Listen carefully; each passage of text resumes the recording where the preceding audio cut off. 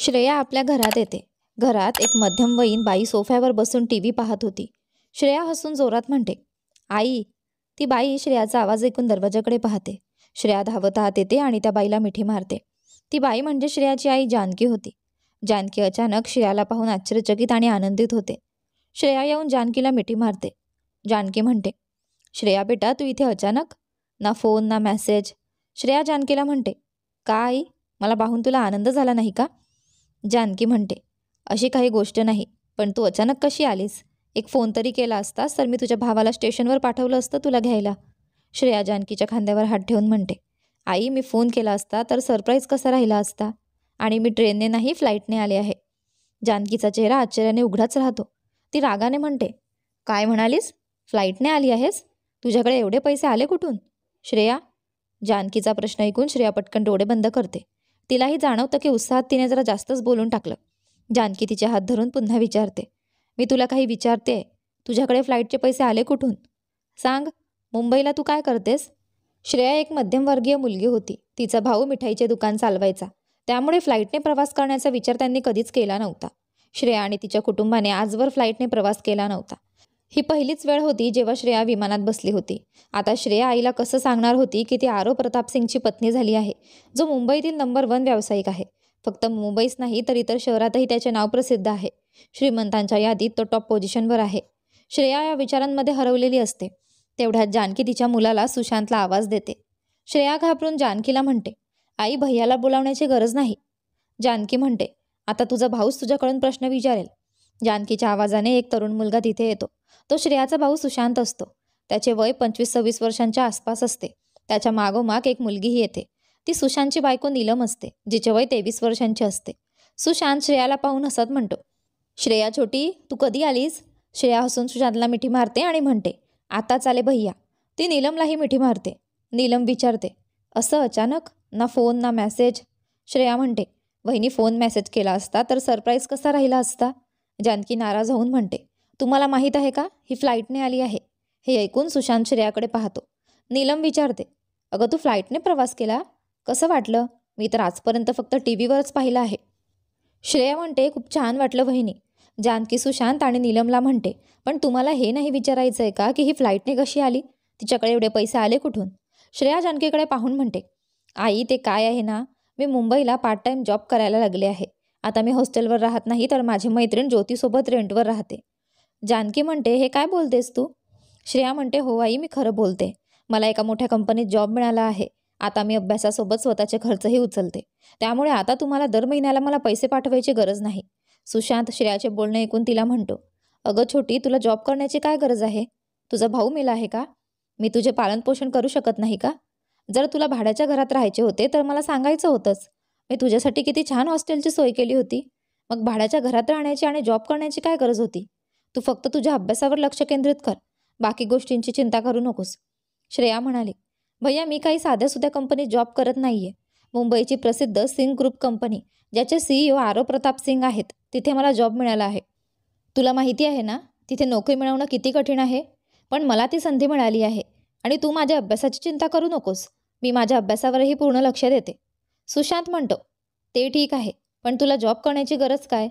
श्रेया म्हणते, भैया प्लीज, मी दिवसभर कंटाळते. कॉलेजहून आल्यावर फक्त खोलीत बसून राहते. मी माझ्या अभ्यासावर लक्ष केंद्रित करतेच आहे. जर 2 पैसे कमवले तर त्यात काय बिघडलं? सुशांत म्हणतो, ठीक आहे, मी तुला अडवणार नाही. पण मला पूर्ण मार्क्स पाहिजेत, त्यात कोणतीही कमी नको. आणि यावेळी तू कॉलेजमध्ये टॉप करशील. श्रेया हळूच म्हणते, मी आधीच टॉप केला आहे. सुशांत म्हणतो, काय म्हणालीस? श्रेया म्हणते, काही नाही भैया. इतक्यात एक आवाज येतो, श्रेया जाने मन, आलीस का तू? तो आवाज ऐकून सगळेजण दरवाजाकडे पाहतात.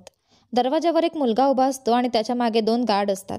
श्रेया त्याला पाहून चेहरा वाकडा करत म्हणते, बस, ह्याचीच कमी होती. तो मुलगा हसत आत येतो. त्याच्यासोबत त्याचे दोन्ही गार्ड्सही आत येतात. त्याने टी-शर्ट आणि जीन्स घातली होती आणि टी-शर्टला गॉगल लावलेला होता. तो हसून म्हणतो, श्रेया, तू आलीस?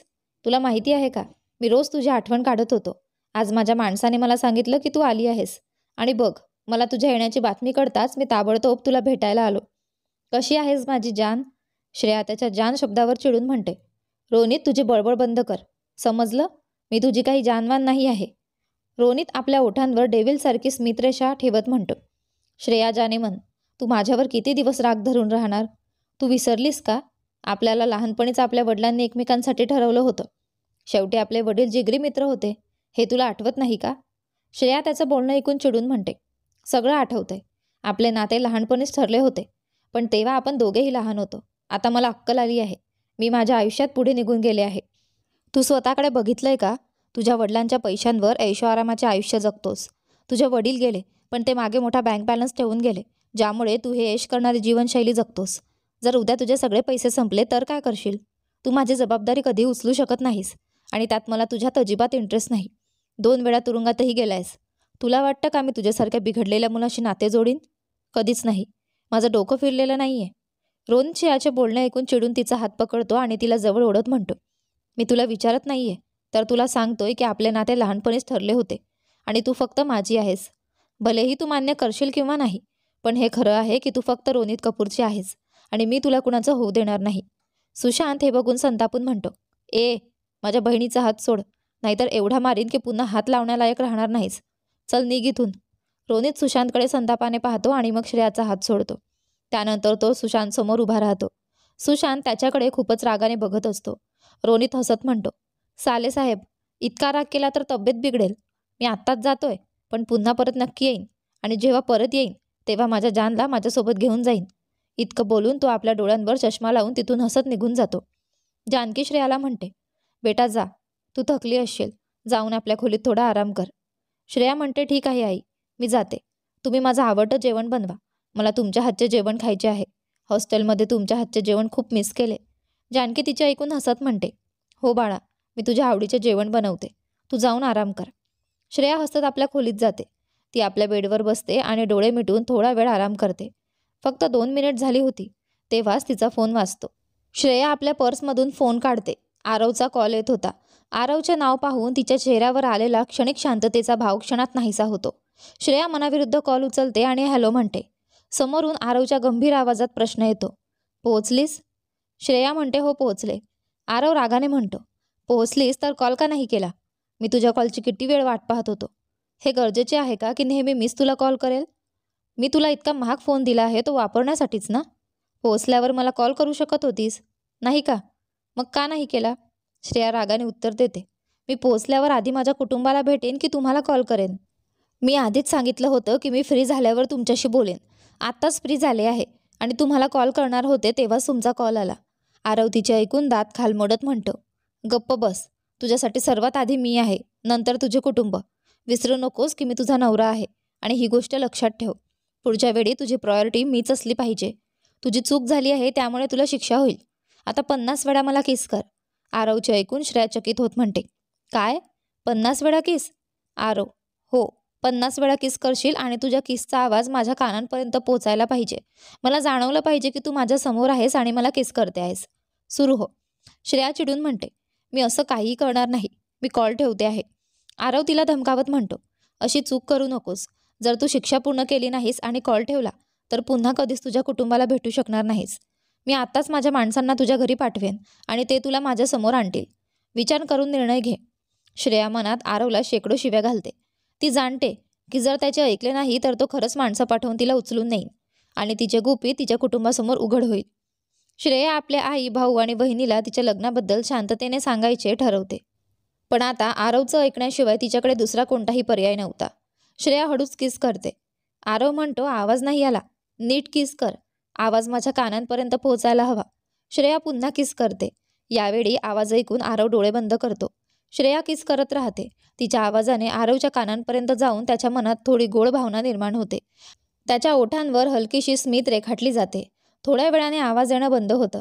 आरव डोळे उघडून रागाने म्हणतो, काय झालं? आवाज का बंद झाला? श्रेया म्हणते, कारण मी 50 वेळा किस करून झाला आहे आरवजी. आरवला वेळ कसा गेला तेच कळलं नाही. तो म्हणतो, काय? इतक्या लवकर 50 झाले? मी मोजलंच नाही. पुन्हा एकदा किस कर. श्रेया चिडून म्हणते, आरवजी, मी खूप थकले आहे. मला झोप येते आहे. मी झोपायला जाते. आरव अजून तिच्याशी बोलायचे इच्छित होता, पण तिला त्रास द्यायचे नको म्हणून म्हणतो, ठीक आहे, तू झोप. मी नंतर बोलतो. मला पण एक मीटिंगला जायचे आहे. श्रेया हे ऐकून पटकन कॉल कट करते. आरव आपल्या मोबाईल स्क्रीनकडे बघतो, ज्यावर श्रेयाचा फोटो होता. आरव तिच्या फोटोवर किस करतो आणि तयार होण्यासाठी निघून जातो. इकडे श्रेया रागाने बोलते, माहीत नाही याच्यापासून कधी सुटका होईल. असं काय करू ज्यामुळे माझा घटस्फोट होईल. पण मी काहीही करण्याचा विचार करते तर माझा सगळा प्लॅन फेल होतो. उलट हा माझ्या आणखी जवळ येऊ लागतो. पण लवकरच मी याच्यापासून आपली सुटका करूनच घेईन. हे बोलून श्रेया देखील अंघोळ करायला जाते. थोड्या वेळाने श्रेया तयार होऊन बाहेर येते. तिला स्वयंपाकाचा सुगंध येत होता. श्रेया हसतच पटकन स्वयंपाकघरात जाते. स्वयंपाकघरात तिची आई जानकी तिच्या आवडीच्या गोष्टी बनवत होती. छोले भटुरे, पावभाजी, नूडल्स, इडली आणि बऱ्याच गोष्टी. श्रेया तिच्या आईच्या मागे जाऊन उभी राहते आणि खाण्याकडे बघत म्हणते, आई, पटकन मला खायला दे. माझ्या पोटात उंदीर उड्या मारत आहेत. जानकी हसत म्हणते, श्रेया, तू कधी मोठी होणार नाहीस. तू बाहेर बस. मी आत्ताच तुझ्यासमोर जेवण वाढते. श्रेया हे ऐकून पटकन बाहेर जाते आणि सोफ्यावर बसून आरामात टीव्ही चालवू लागते. श्रेयाला घरी आल्यावर खूप चांगलं वाटत होतं. निदान इथे आरव नाही, त्यामुळे ती हवी ते करू शकत होती. आरवच्या मेन्शनमध्ये तिला नेहमीच भीती वाटत असे की काहीतरी चुकलं तर त्याचे नोकर त्याच्याकडे तिची तक्रार करतील. श्रेया टीव्हीवर सिनेमा बघू लागते. थोड्या वेळाने जानकी तिच्या समोर असलेल्या टेबलावर सगळ्या पदार्थांची ताट ठेवते आणि पुन्हा स्वयंपाकघरात जाते. श्रेया जेवण पाहून त्यावर तुटून पडते. ती खूपच घाईघाईने जेवत होती. श्रेयाला असं खाऊन घेताना पाहून सुशांत हसत म्हणतो, ए गट्ट्या, आरामात खा. खाणं कुठं पडून जात नाही. श्रेया सुशांतचा आवाज ऐकून त्याच्याकडे बघते. सुशांत तिथे आला होता आणि तिला हसून बघत होता. श्रेया सुशांतला म्हणते, भैया मला नीट जेवू दे आणि वारंवार मला मोठी बोलू नको. तुला मी कुठे मोठी वाटते. सुशांत तिच्या बाजूला बसतो आणि तिच्या प्लेटमधून नूडल्स खात म्हणतो, आणि नाहीतर काय बोलू. तुझ्या पद्धतीने खात आहेस ते पाहून वाटतंय की तुझं जेवण कुठेतरी गायब होईल. श्रेया त्याच्याकडे रागाने बघत म्हणते, गायब नाही होणार, पण तुम्हीच खाल्लं असतं. ऐका, तुम्हाला खायचं असेल तर किचनमध्ये जाऊन आईकडून मागा आणि माझ्या जेवणाला हात लावला तर बघाच. हे सगळं फक्त माझ्यासाठी आहे. सुशांत म्हणतो, अरे फक्त एकच चमचा खाल्लं, त्यात इतकं काय रागवायचं. ठीक आहे, खा तू. नाही खात मी आता. थोड्या वेळाने नीलमही तिथे येते आणि श्रेयाच्या बाजूला बसून विचारते, श्रेया, आज संध्याकाळी शॉपिंगला येशील का. श्रेया म्हणते, हो वहिनी, मी तर कधीपासून बाहेर जायचे स्वप्न पाहत होते. काही दिवस तरी स्वातंत्र्याचे आयुष्य जगायचंय. सुशांत हे ऐकून म्हणतो, बोलतेस असंच असं तू कुठेतरी कैद आहेस. श्रेया हळू आवाजात म्हणते, हो, सोन्याच्या पिंजऱ्यात कैद आहे आणि चुकून झालेल्या लग्नाची शिक्षा भोगते आहे. सुशांत, काय म्हणालीस तू. श्रेया म्हणते, काही नाही भैया, आता मला जेवू दे. सुशांत तिच्याशी काही विचारत नाही. श्रेया जेवण झाल्यावर तिच्या खोलीत जाते आणि बेडवर झोपते. थोड्याच वेळात तिला गाढ झोप लागते. संध्याकाळी श्रेया आणि नीलम शॉपिंगसाठी निघतात. श्रेया एका मोठ्या मॉलजवळ टॅक्सी थांबवते आणि टॅक्सीमधून उतरते. नीलमही तिच्या मागोमाग उतरते. नीलम त्या मोठ्या मॉलकडे पाहत म्हणते, श्रेया, तू इथे का आलीस. श्रेया म्हणते, तर मग कुठे जायचं होतं वहिनी. आपण शॉपिंगला आलो आहोत ना, तर आज मी तुम्हाला या मॉलमधून शॉपिंग करायला लावणार आहे. तुम्हाला हवं ते घ्या आणि किंमत पाहायची गरज नाही. सगळा खर्च माझा. नीलम तिचे ऐकून म्हणते, अरे पण श्रेया, तुला माहीत आहे का, इथे सगळ्या गोष्टी खूप महाग असतात. मार्केटमध्ये जाऊन कमी किमतीत आपल्याला त्या वस्तू मिळू शकतात. श्रेया म्हणते, वहिनी, मी म्हटलं ना, काळजी करू नका. आजच सगळं पेमेंट मी करणार आहे. नीलम म्हणते, ठीक आहे, पण सांग ना, तुला एवढे पैसे आले कुठून. श्रेया म्हणते, मी तुम्हाला सांगितलं होतं की मी आरव प्रताप सिंग यांच्या कंपनीत काम करते. तुम्हाला काय वाटलं ते मला लहानसहान पगार देतात. नाही वहिनी, तिथे काम करणं म्हणजे लाईफ सेट. तिथल्या पगारातून मी पैसे बचत केले. जेव्हा इथे येईन तेव्हा आपल्या दोघींची शॉपिंग करू म्हणून. नीलम हसत टॅक्सीवाल्याला पैसे देते. दोघी मग मॉलमध्ये जातात. नीलम मॉल आतून बघते. खूप मोठा आणि सुंदर दिसत असतो. ती आश्चर्याने बघत राहते. श्रेया ही पहिल्यांदाच त्या मॉलमध्ये आली होती. ती चहूबाजूंनी मॉल न्याहाळत असते. तिथे दोन डोळे सतत श्रेयाकडे बघत असतात. एक माणूस टॅक्सीमधून उतरल्यापासून तिच्याकडे लक्ष ठेवत होता. तो कोणाला तरी कॉल करतो. कॉलच्या दुसऱ्या बाजूला आवाज येतो, काय झालं सांग. माणूस म्हणतो, रोनित सर, तुमची मॅडम तिच्या वहिनीसोबत इथे मॉलमध्ये आली आहे. रोनित म्हणतो, काय, हे काय बोलतोयस तू. तो माणूस रोनितचा खास होता. रोनितने त्याला श्रेयावर लक्ष ठेवायला सांगितलं होतं. बिट्टू रोनितला म्हणतो, हो सर, मी बरोबर बोलतोय. सकाळी त्या दोन्ही भावंडांनी मिळून तुम्हाला घरातून बाहेर काढलं होतं आणि त्या श्रेयाने तुमच्यासोबत लग्न करण्यास नकार दिला होता. तुम्ही सांगा, तर आत्ताच तिला उचलून तुमच्या बंगल्यावर आणतो. रोनित बिट्टूची ही गोष्ट ऐकून हसत म्हणतो, ठीक आहे, मी माझे इतर माणसं मॉलमध्ये पाठवतो. आजची रात्र मी माझ्या जान श्रेयासोबत घालवेन. बिट्टूच्या ओठांवर एक शैतानी स्मित उमटते आणि तो फोन ठेवतो. रोनितही फोन ठेवून आपल्या बिछाण्याकडे बघतो, जिथे दोन मुली बसलेल्या असतात. रोनित त्यांना म्हणतो, तुम्ही दोघे आता इथून जा. आज तुमची गरज नाही. आज या बिछाण्यावर श्रेया असेल आणि कोणीच नाही. हे बोलून तो नोटांचा गठ्ठा त्या मुलींकडे फेकतो. त्या मुली त्या नोटा उचलून हसत तिथून निघून जातात. रोनित मग भिंतीवर लावलेल्या श्रेयाच्या फोटोकडे बघत म्हणतो, आज तर तुला माझ्यासोबत राहावंच लागेल आणि खूप लवकरच मी तुझ्याशी लग्नही करीन. जिथे श्रेया आणि नीलम शॉपिंग करत होत्या तिथे मॉलमध्ये अनेक गोष्टी होत्या ज्या नीलमने आजपर्यंत पाहिल्या नव्हत्या. नीलम श्रेयाला त्या गोष्टी दाखवत होती. जवळपास 2 तासांनी त्यांची शॉपिंग पूर्ण झाली आणि दोघी काउंटरवर आल्या. नीलम श्रेयाच्या कानात हळू आवाजात म्हणाली, श्रेया, मी उत्साहात थोडं जास्तच सामान घेतलंय, पण आता वाटतंय की चांगलंच मोठा बिल येणार आहे. मला काळजी वाटते आहे. श्रेया तिला समजावत म्हणाली, वहिनी, मी म्हटलं ना, तुम्ही अजिबात काळजी करू नका. बिलाची तर मुळीच नाही. सगळं बिल मी भरते. थोड्या वेळाने श्रेयाचा नंबर आला. तिने सगळं सामान काउंटरवर ठेवलं. काउंटरवाल्याने सगळ्या गोष्टी तपासून बिल तयार केले. बिल 5 लाखांचे आले होते. 5 लाखांचा आकडा ऐकून नीलमला चक्कर यायची वेळ आली. तिने आयुष्यात कधीही 5,000 रुपयांपेक्षा जास्त शॉपिंग केली नव्हती आणि 5 लाखांचा आकडा तर तिच्या स्वप्नातही नव्हता. तिला वाटायला लागलं की श्रेया बिल भरू शकणार नाही आणि मग त्यांची मोठी बेइज्जती होईल. श्रेया तिच्या पर्समधून कार्ड काढते आणि काउंटरवाल्याला देते. काउंटरवाला ते कार्ड पाहून थोडासा विचार करतो आणि मग आपल्या मॅनेजरला बोलावतो. मॅनेजर येऊन कार्ड पाहतो आणि तो आश्चर्याने श्रेयाकडे बघतो. श्रेयाच्या चेहऱ्यावर हलकीशी स्मित हास्य होते. मॅनेजर म्हणतो, सॉरी मॅडम, तुम्ही दोघे उभ्या का आहात? तुम्हाला काही घ्यायचे आहे का? नीलम मॅनेजरचे हे बोलणे ऐकून चकित होते.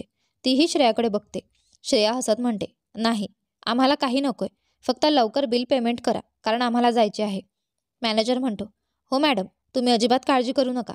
आम्ही आमची गाडी तुम्हाला घरी सोडण्यासाठी पाठवतो. श्रेया म्हणते, त्याची गरज नाही, आम्ही टॅक्सीने जाऊ. Thank you so much. मॅनेजर पटकन बिल तयार करतो आणि नम्रतेने आपलं डोकं श्रेयासमोर झुकवतो. श्रेया हसून नीलमचा हात धरते आणि म्हणते, वहिनी, बाहेर चला.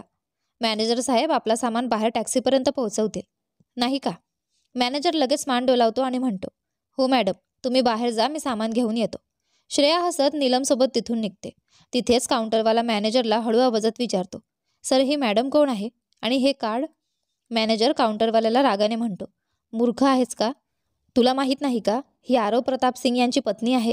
हिने ठरवलं तर इथल्या उभ्या उभ्या मॉलला विकत घेऊ शकते. आता चल, माझी मदत कर सामान उचलण्यात. काउंटरवाला आरवचे नाव ऐकून घाबरतो आणि मॅनेजरसोबत सगळं सामान उचलायला लागतो.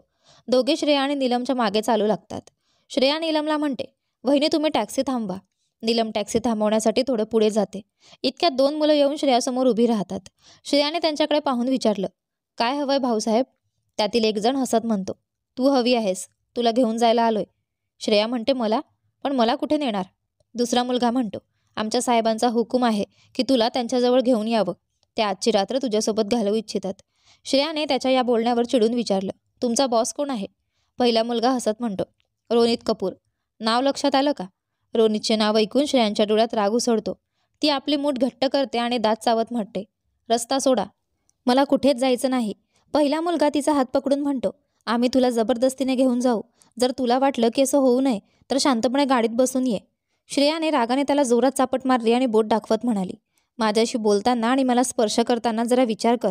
मी कोण आहे हे तुला माहीत नाही. तो मुलगा आपल्या गालावर हात ठेवून तिच्या जळजळीत नजरेने बघत राहतो. इतक्यात नीलम तिथे येते आणि श्रेयाला पाहून विचारते, हे लोक कोण आहेत? श्रेयाने चिडून सांगितलं, रोनितने त्यांना मला जबरदस्तीने उचलण्यासाठी पाठवलं आहे.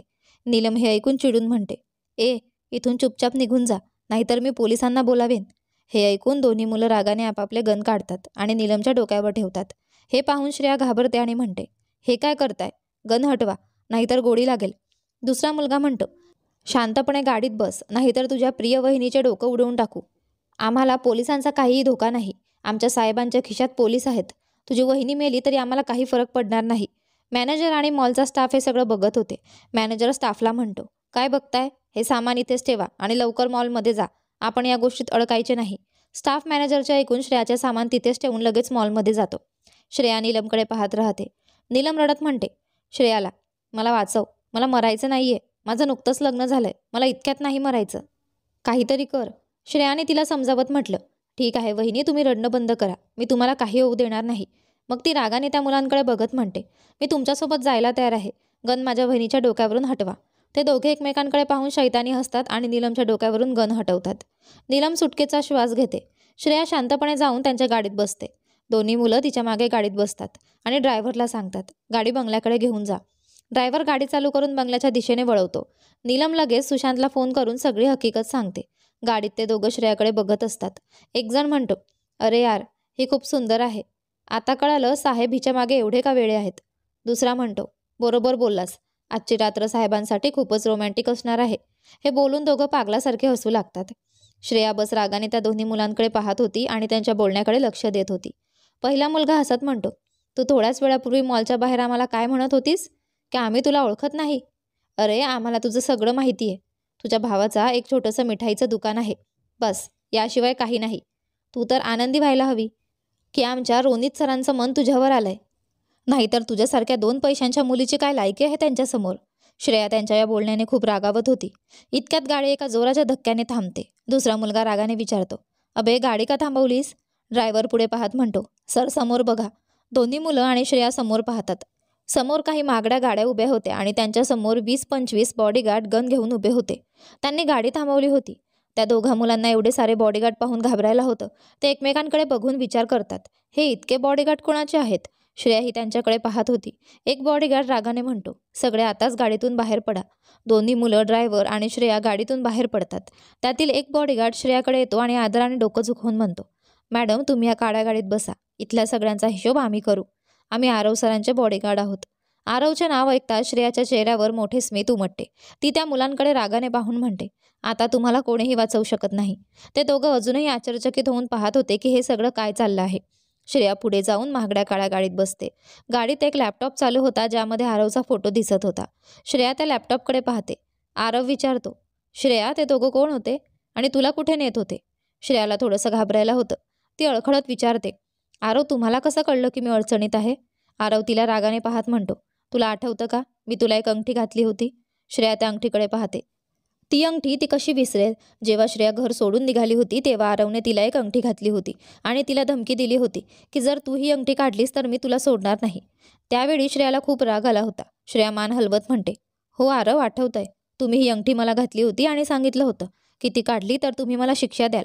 आरव म्हणतो, हो, तुला माझं म्हणणं आठवतं याचा आनंद आहे. मी या अंगठीत ट्रॅकर बसवला आहे. त्यामुळे तू कुठेही गेलीस तरी मला कळतं आणि जर तू एखाद्या संकटात असशील तर अंगठीचा रंग लाल होतो. माझ्या हातातही तशीच एक अंगठी आहे.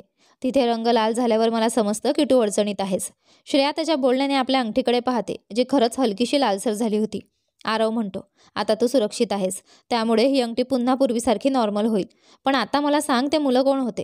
तुला कुठे घेऊन जात होते? आणि इतक्या रात्री तू एकटी बाहेर का होतीस? श्रेया थोडीशी घाबरून उत्तर देते, आरव मी एकटी आलेली नाही. मी माझ्या वहिनीसोबत खरेदीला आले होते. पण हे लोक जबरदस्ती मला घेऊन जाण्याचा प्रयत्न करत होते. बरं झालं तुमचे बॉडीगार्ड वेळेवर आले. थँक्यू आरव. आधी जेव्हा तुम्ही मला ही अंगठी घातली होती तेव्हा मला खूप राग आला होता. पण आता मला अजिबात राग येत नाही. उलट आनंद होतोय. बरं झालं मी अंगठी घालून ठेवली होती. मी वचन देते मी कधीही ही अंगठी काढणार नाही. आरव त्याचे बोलणे ऐकून विचारतो, ठीक आहे, पण हे सांग तू तुझ्या कुटुंबियांना आपल्या लग्नाबद्दल सांगितलं का नाही? श्रेया त्याचे बोलणे ऐकून नजर खाली झुकवते. आरव तिच्याकडे पाहत म्हणतो, म्हणजे अजून सांगितलं नाहीस? ठीक आहे, मी परवा तुझ्याकडे येतो. श्रेया आश्चर्यचकित होऊन विचारते, काय? पण मला इथे येऊन 2च दिवस झालेत. मी इथे आठवड्याभर राहायला आले आहे आरव. आरव उत्तरतो, मी फक्त येतोय सांगितलं, तुला नेण्यासाठी नाही. मी तिथे येऊन तुझ्या कुटुंबियांना स्वतः सांगणार आहे की तू माझी पत्नी आहेस आणि तिथे 1 आठवडा राहणार आहे. मला सुद्धा माझ्या सासरच्या मंडळींना भेटायचं आहे. श्रेया त्याचे बोलणे ऐकून विचारते, तुम्ही खरंच इथे राहायला येत आहात? आरव म्हणतो, हो. का? काही प्रॉब्लेम आहे का? श्रेया म्हणते, मला काही प्रॉब्लेम नाही, पण तुम्हाला होऊ शकतो. कारण तुम्हाला तुमच्या मोठ्या आलिशान हवेलीत फुल एसीमध्ये राहायची सवय आहे. पण माझ्या घरी तुम्हाला ना आरामदायक बेड मिळेल, ना एसी, ना इतर सोयीसुविधा.